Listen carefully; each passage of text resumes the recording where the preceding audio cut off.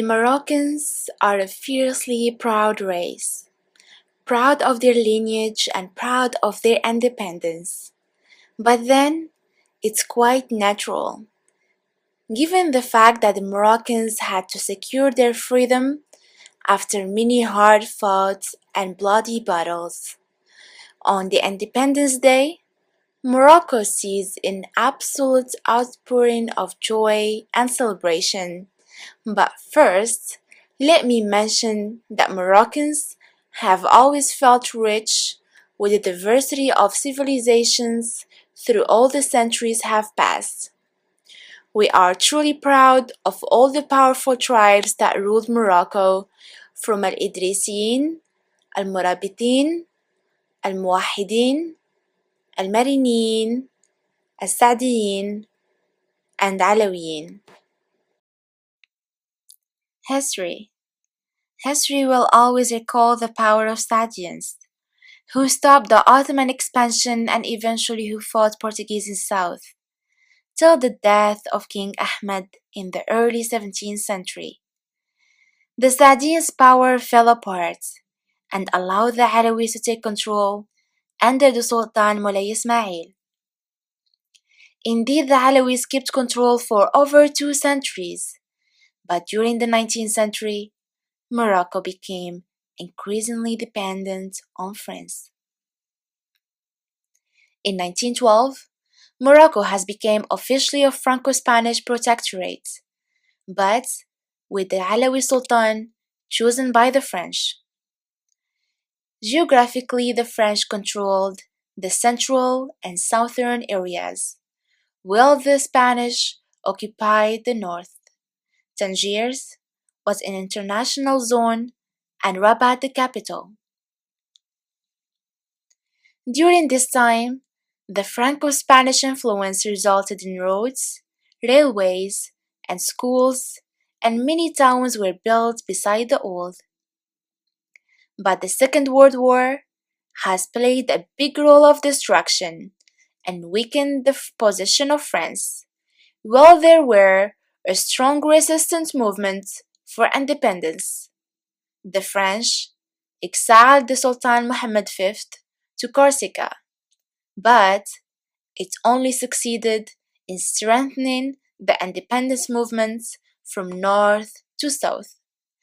Eventually, the French had to bring back Mohammed V and was crowned as a king again in 1956 when the independence was declared. Overall, we have not forgotten the sacrifices of our heroes, from men to women and children, who were injured and killed during the demonstrations and peaceful protests from Tangiers to Moroccan Sahara. Today is an occasion to hail and honor the efforts and sacrifices of the Moroccan people in order to achieve the independence of the country and subsequently to place it among the democratic, modern, moderate, and open countries. Happy Independence Day, Morocco! The Sahara.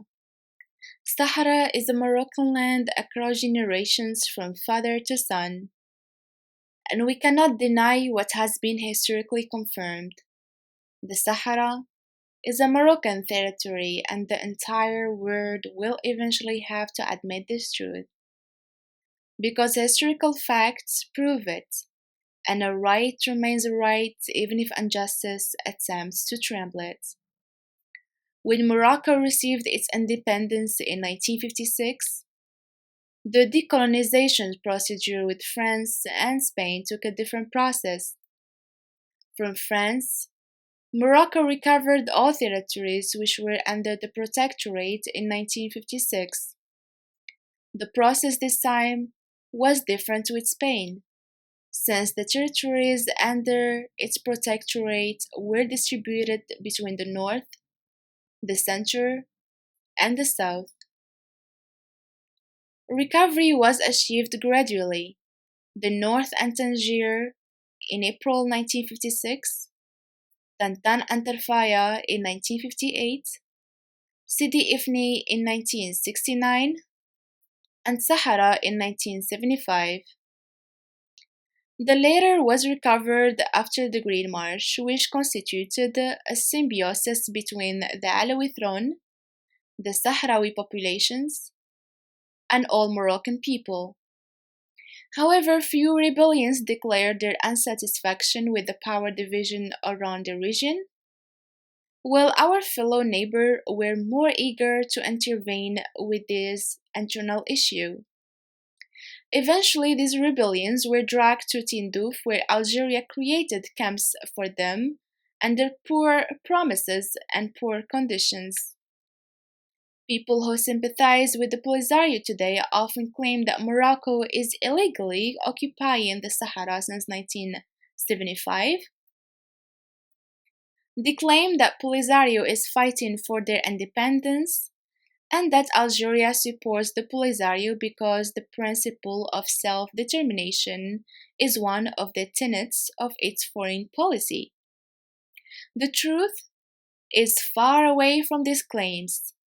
The Polisario is a pure creation of Algeria, and without Algeria's substantial financial, political, and diplomatic support, it wouldn't have come into being in the first place.